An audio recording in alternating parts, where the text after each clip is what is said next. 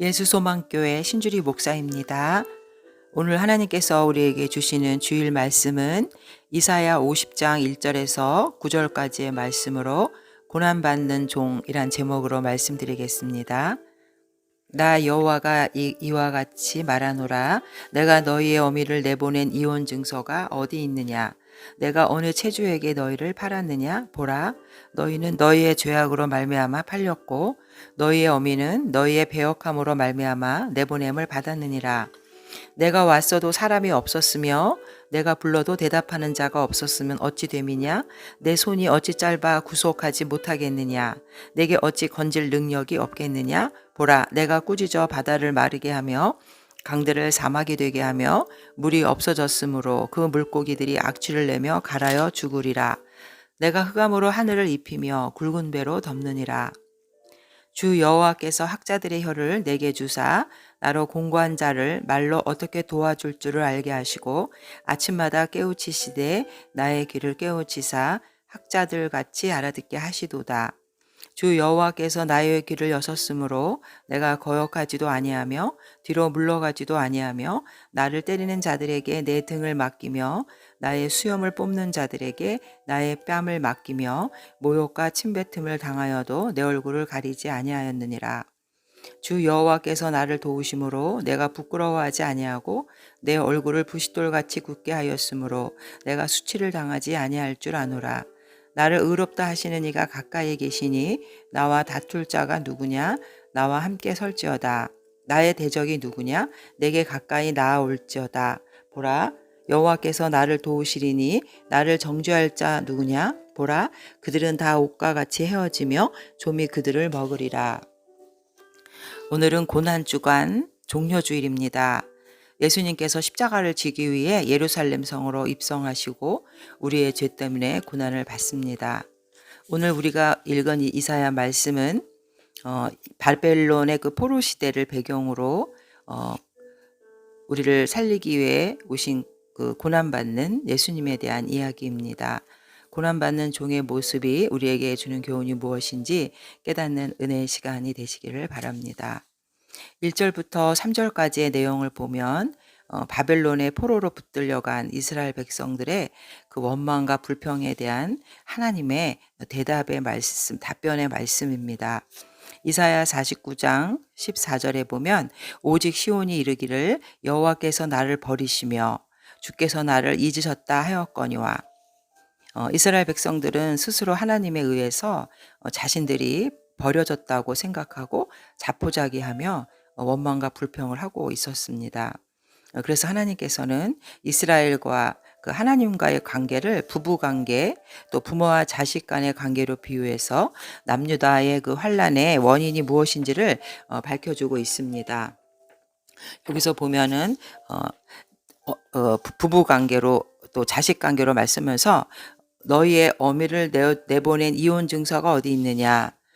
당시 유대 사회에서 여자가 일방적으로 남편의 마음에 들지 않는다는 이유로 이혼을 당하는 경우가 있었는데 이혼을 당한 여자는 비참한 처지에 놓여지게 되고 또 이혼 증서는 그 여자의 신분을 확정지어준과 동시에 다시 또 재혼할 수 있다라는 신분을 증명하는 신분증명서가 되었습니다. 가늠한 연고 없이 이혼당함을 증명하는 일종의 증명서로 사용된 것이죠. 그러나 하나님께서 이혼 증서를 주지 않았다는 것은 하나님께서 일방적으로 내치신 것이 아니라 아내된 남유다가 잘못을 범했다는 것을 암시하는 말입니다. 사실 정조를 벌인 여인은 이혼 증서 없이 집에서 내쫓을 수가 있었기 때문이죠. 어느 체주에게 팔렸느냐. 여기서 체주는 돈을 타인에게 빌려준 사람을 말하는데 당시 이스라엘 사람들은 빚 때문에 자식을 팔기도 하였습니다.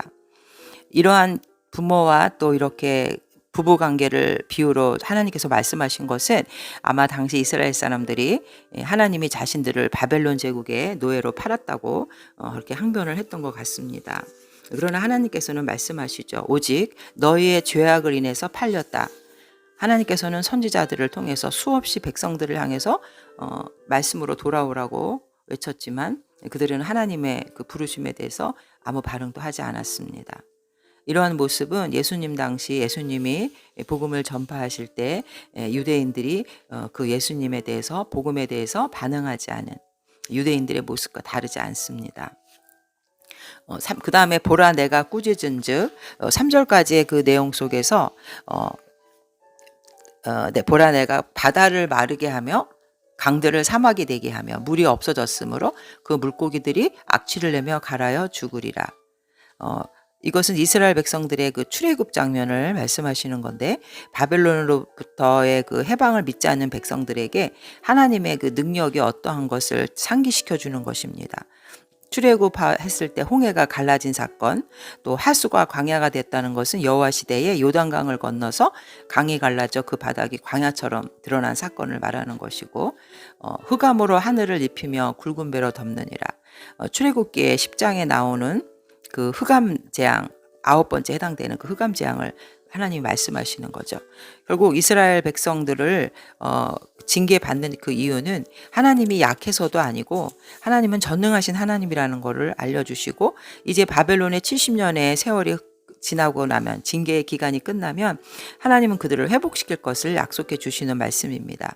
49장 15절에 여인이 어찌 그 젖먹는 자식을 잊겠으며 자기 태에서 난 아들을 긍휼히 여기지 않겠느냐. 그들은 혹시 잊을지라도 나는 너를 잊지 아니할 것이라. 내가 너를 내 손바닥에 새겼고 너의 성벽이 항상 내 앞에 있나니 그 근거는 하나님이 그들에게 구원자, 구속자, 전능자이시기 때문이다.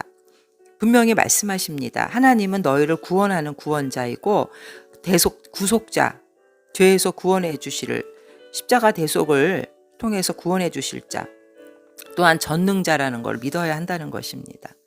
그래서 하나님께서는 이 땅에 예수 그리스도를 통해서 인간 스스로는 아무 능력과 공로로 없이 구원받을 수 없지만 이러한 우리를 대속해 주기 위해서 독생자를 보내주신 것입니다.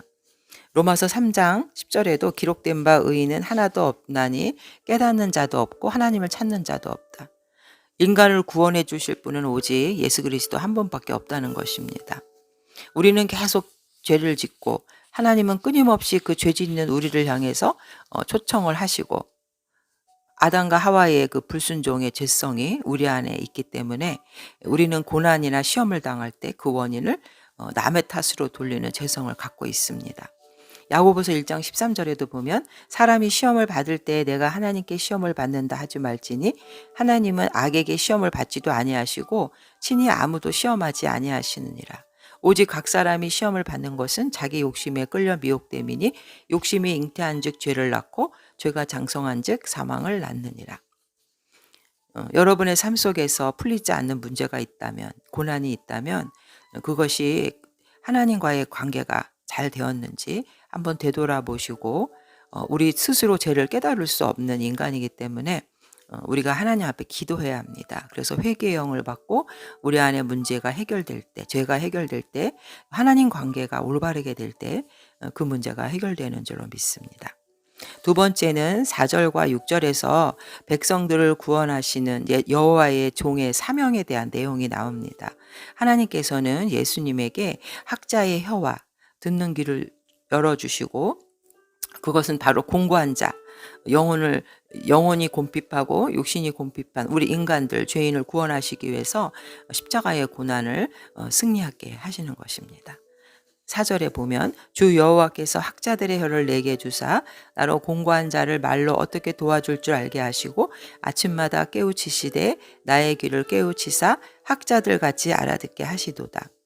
주 여호와께서 나의 귀를 여셨으므로 내가 거역하지도 아니하며 뒤로 물러가지도 아니하며.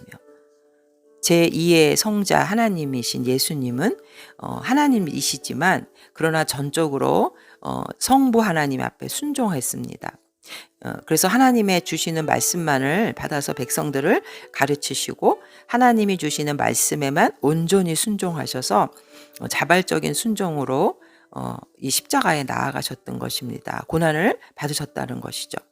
단독으로 예수님이 단독으로 행동하신 것이 아니라 오직 그 하나님의 뜻에 순종하셔서 하나님의 뜻을 이루어 드리신 거죠. 여기서 학자라는 것은 선생님을 말하는 것이 아니라 학생, 배우는 사람, 제자를 말합니다. 예수 그리스도가 하나님께로부터 가르치심을 받아서 그대로 복음을 전파하고 가르치는 사역을 하셨다는 걸 말하죠.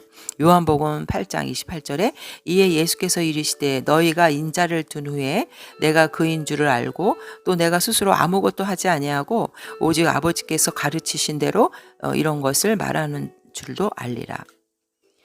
예수님이 하나님께서 주신 그 학자의 혀, 배우는 사람, 스승 대신 하나님 앞에 학생의 입장으로서 겸손하게 늘 그 하나님의 말씀을 받은 그대로 복음을 전파한 것은 바로 곰핍한 자를 돕기 위해서입니다. 4절에 보면 공고한 자를 말로 어떻게 도와줄 줄 알게 하시고, 여기서 공고한 자라는 것은 구원과 회복이 필요한 영과 육이 병들고 그런 공고한 자를 말하는데, 예수님은 그런 자들에게 하나님의 말씀을 가르쳤다는 것입니다. 하나님의 말씀을 전하는 혀를 받은 사람은 교만한 자가 아니고 스스로 선생이 되고자 하는 자가 아니라 겸손한 자를 말합니다. 하나님은 그의 종에게 학자들, 제자들의 혀, 학생의 혀를 주셔서 겸손케 하시고 말씀으로 사람들을 구원하고 회복케 하시는 것입니다. 말씀에 대한 깨달음이 임하는 은혜가 바로 하나님이 우리에게 학자의 혀를 주시는 그런 하나님의 손길이고, 배우는 자가 바로 겸손한 자들이요 하나님의 말씀에 순종하는 자라는 것입니다. 이 공고한 자에 대한 것은 누가복음 4장 18절에 주의 성령이 내게 임하셨으니 이는 가난한 자에게 복음을 전하게 하시려고 내게 기름을 부으시고 나를 보내사 포로된 자에게 자유를, 눈먼 자에게 다시 보게 함을 전파하며 눌린 자를 자유롭게 하고. 예수님께서는 그 학자의 혀, 늘 배우는 하나님의 말씀을 배우는 학생처럼 그 말씀을 오직 전하는 그런 종의 모습을 가졌다는 것입니다. 야고보서 3장 10절에 보면 한 입에서 찬송과 저주가 나오는도다 내 형제들아 이것이 마땅하지 아니하니라. 우리 성도님들의 혀는 어떻게 사용되기를 원하십니까? 우리는 하나님께 학자의 혀를 주시기를 간절히 간구해야 합니다. 그래서 공고한 영혼을 살리는 그 능력의 입술로 사용되는 자들 되시기를 축복합니다. 그리고 아침마다 깨우시되 나의 귀를 깨우치사 학자들 같이 알아듣게 하셨도다. 주 여호와께서 나의 귀를 여셨다. 거역하지도 않고 뒤로 물러가지도 않고. 아침마다라는 것은 매 순간순간 예수님께서 성부 하나님과 동행하시고 또 서로 교통하심으로 그 하나님의 뜻을 깨달았다는 것입니다. 그리고 그 뜻에 순종한 것을, 여기서 귀를 여셨다라는 것은 순종을 말하는 것이죠. 내가 거역하지도 아니하며 뒤로 물러가지도 아니하며 철저한 그 십자가 구속의 사역을 예수님은 순종함으로 감당하셨던 것입니다. 하나님 말씀에 일방적인 복종을 요구당하신 것이 아니라 자발적으로 예루살렘의 십자가를 향해서 그 성으로 들어가셨던 것입니다. 하나님께서 귀를 열어주신 사람은 자신의 그 소명 앞에서 도망가지도 불순종하지도 않습니다. 귀가 열린 사람은 하나님의 말씀에 순종하고 경청함으로 인해서 무엇이 진리이고 진리가 아닌지를 분별하고 하나님의 온전한 해답을 제시하는 사람입니다. 요한복음 5장 19절에서도 보면 그러므로 예수께서 그들에게 이르시되 내가 진실로 진실로 너에게 이르노니 아들이 아버지께서 하시는 일을 보지 않고는 아무것도 스스로 할 수 없나니 아버지께서 행하시는 그것을 아들도 도와 같이 행하느니라.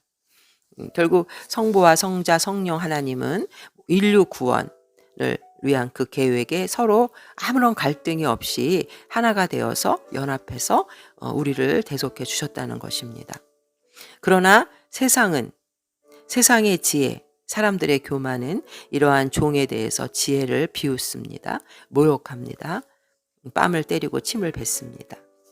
6절에 나를 때리는 자들에게 내 등을 맡기며 나의 수염을 뽑는 자들에게 나의 뺨을 맡기며 모욕과 침뱉음을 당하여도 내 얼굴을 가리지 아니하였느니라. 귀가 열린 사람은 하나님의 뜻이 무엇인지 알기 때문에 수치와 모욕을 피하지 않고 당당히 맞섭니다. 6절에 고난당하시는 주님의 모습을 나타내고 있는데, 대적이 등을 때리고 뺨을 때렸다는 이런 수염을 뽑았다는 것은 실제로 유대 당시에도 이런 그 수염을 뽑고 이러한 어떤 그런 고문이 있었는데, 예수님께서는 이러한 그 박해와 이러한 고난에도 굴복하지 않고 피하지 않았습니다. 그 이유는 하나님이 도와주시고 또 하나님이 올바르다고 인정해 주셨기 때문에, 사람의 인정보다는 하나님의 도우심과 인정을 예수님께서는 그것을 믿었기 때문입니다. 7절에서도 보면 주 여호와께서 나를 도우심으로 내가 부끄러워하지 아니하고 내 얼굴을 부싯돌같이 굳게 하였으므로 내가 수치를 당하지 아니할 줄 아노라. 종의 소명은 하나님의 뜻을 먼저 세우고 또 올바른 하나님의 말씀을 선포하는 자입니다. 또 그런 제자들을 하나님이 도우십니다. 7절에 부싯돌이라는 것은 강철로 내리쳐도 부서지지 않는 아주 단단한 돌을 뜻하는데, 이 부싯돌이라는 단어와 또 그 구약에 하나님이 쳐서 물을 내신 그 반석, 이런 단어도 같은 히브리어 할라미스라고 합니다. 세상을 두려워하지 않는 얼굴을 가진 자는 바로 하나님의 구원의 복음을 외칠 수 있는 성도를 말하는 것입니다. 의롭다고 하는 것은 승리자, 하나님께서 이기게 하시는 거죠. 의인을 이기게 하시는 것입니다. 세상을 구원하고 복음을 전하는 이 성도들을 세상은 오히려 두려워하고 미워하기 때문에, 우리가 주님의 길을 따라간다는 것은 고난의 길이죠. 그래서 내가 진정 올바른 길로 가고 있는 건지, 세상과 타협해야 하는 건지 망설여질 때 나를 의롭다 하시고 나를 옳다고 선언해 주시는 이가 바로 하나님이라는 것을 우리는 깨달아야 하겠습니다. 바울은 그래서 세상의 것들을 다 배설물로 여기고 그리스도를 아는 것을 최고의 것으로 삼았습니다. 8절에도 예수님의 이 십자가의 사역을 바로 하나님이 도우심으로 가능했다고 말씀해 주신 것처럼, 우리가 이 세상을 살아갈 때 고난 가운데 있을 때 우리도 하나님이 우리를 의롭다고 인정해 주시고 하나님이 우리를 도와주시는 것을 믿고 매 순간 주님과 성령과 교통하는 삶으로 우리는 승리할 수 있음을 알아야 됩니다. 예수님께서는 이 진정한 수치가 무엇인지를 알았습니다. 수치라는 것은 어떤 세상적인 권세와 물질이 없어서 당하는 그런 수치가 아니라, 예수님을 알지 못하고 구원받지 못하는 것이 수치라는 것이죠. 마태복음 13장 49절에서도 50절 보면, 세상 끝에도 이러하리라. 천사들이 와서 의인 중에서 악인을 갈라내어 풀무불에 던져 넣으리니 거기서 울며 이를 갈리라. 수치라는 것은 정말 우리가 이 세상의 삶을 떠나서 영원한 천국으로 들어가야 하는데, 그 천국에 들어가지 못하고 남들은 다 부활의 옷을 입고 주님과 천국 잔치에 참여하는데 나는 그곳에 들어가지 못하고 영원한 지옥의 불에 떨어질 때, 그것이 진정한 수치가 아닐까요? 예수님께서는 이 세상의 것들의 헛된 것에 대해서 세상 사람들이 진리를 알지 못하고 모욕하고 때리고 그러나 그런 수치를 당하지 않았다는 것입니다. 그것을 그 수치를 수치라고 생각하지 않기 때문에, 진정한 수치는 주님을 믿지 않는 것이 수치라는 것을 알았기 때문에 매 순간 하나님과 동행하며 교통하며 승리하신 것입니다. 8절에 나를 의롭다 하시는 이가 가까이 계시니 나와 다툴 자가 누구냐? 나와 함께 설지어다. 나의 대적이 누구냐? 내게 가까이 나올지어다. 마침내 승리하신 예수님의 모습, 이 말씀의 성취는 그리스도께서 죽은 자 가운데서 부활하신 때를 말하는 것입니다. 하나님께서는 그리스도를 거부하는 그 인간들의 비난과 모욕에 대해서 예수님을 부활시킴으로써 예수님의 무죄를 선포하셨습니다. 사도행전 2장 23절에 그가 하나님께서 정하신 뜻과 미리 아신 대로 내준 바 되었거늘 너희가 법 없는 자들의 손을 빌려 못 박아 죽였으나 하나님께서 그를 사망의 고통에서 풀어 살리셨으니 이는 그가 사망에 매여 있을 수 없었습니다. 9절에 보라 주 여호와께서 나를 도우시리니 나를 정죄할 자 누구냐? 그들은 다 옥과 같이 헤어지며 좀이 그들을 먹으리라. 결국 예수님의 사역에 대해서 대적하고 또 결국 그들의 끝의 결과가 심판이라는 것을 말씀해 주십니다. 예레미야 17장 5절에도 여호와께서 이와 같이 말씀하시니라 무릇 사람을 믿으며 육신으로 그의 힘을 삼고 마음이 여호와에게서 떠난 그 사람은 저주를 받을 것이라. 우리의 진정한 도움은 어디서 오는 것일까요? 시편 121편 1절에 내가 산을 향하여 눈을 들리라 나의 도움이 어디서 올까? 나의 도움은 천지를 지으신 여호와에게서로다. 오늘 말씀 속에서 예수님은 기도로 삶을 시작하셨고 기도로 이 세상의 육신을 삶을 마감하셨습니다. 연약한 우리들도 결국 예수님이 하나님을 의지하고 성령의 도움으로 사단을 물리친 것처럼 항상 성령님의 도움과 인도하심으로 승리하는 성도들이 되시기를 축복합니다. 우리에게 영원한 생명을 주시고자 이 땅에 그 십자가의 사역을 위해 종의 사역을 감당하신 그 예수님의 사역은 오늘 예수님을 따라가는 제자들에게도 같은 사역이 있음을 깨달아야 합니다. 멸망으로 달려가는 영혼들을 위해서 말씀의 권능, 학자의 혀를 주시고 또 진리를 깨닫는 영적인 귀를 열어달라고 우리는 기도해야 합니다. 학자의 혀, 늘 배우는 겸손한 또 그 말씀을 하나님의 말씀을 받아서 그 말씀을 가르치는 이 혀, 그리고 세상의 헛된 것에 마음을 뺏고 듣는 것이 아니라 진리를 깨닫는 귀를 우리에게 주셔서 주님만 의지하고 주님의 도움으로 우리 삶의 고난을 이겨나가는 자 되시기를 바랍니다. 정말로 이 세상에서 가장 중요하고 필요한 것은 학자의 혀, 권능의 입술, 말씀의 권세를 갖는 것이고 또 진리를 깨닫고 이해하는 것입니다. 세상 그 어느 것보다도 소중한 선물을 하나님은 예수님을 따라가는 제자들, 자녀들에게 선물을 주시는 것입니다. 시편 119편 56절에 내 소유는 이것이니 곧 주의 법도들을 지킨 것이니이다. 우리의 각자의 삶을 결산하는 날이 돌아올 때 우리는 주님 앞에 무엇을 내놓아야 할까요? 온천하보다 귀한 한 영혼을 하나님께로 올려드리는 그런 주님의 종을 주의 종의 사역을 따라가는 자들 되시기를 바랍니다. 우리의 주변에 영원한 지옥의 멸망으로 달려가는 영혼들을 공고한 자들을 하나님의 말씀으로 가르치고 말씀을 전해서 그들의 영혼을 구원하는 능력의 주인이 되시기를 증인 되시기를 주님의 이름으로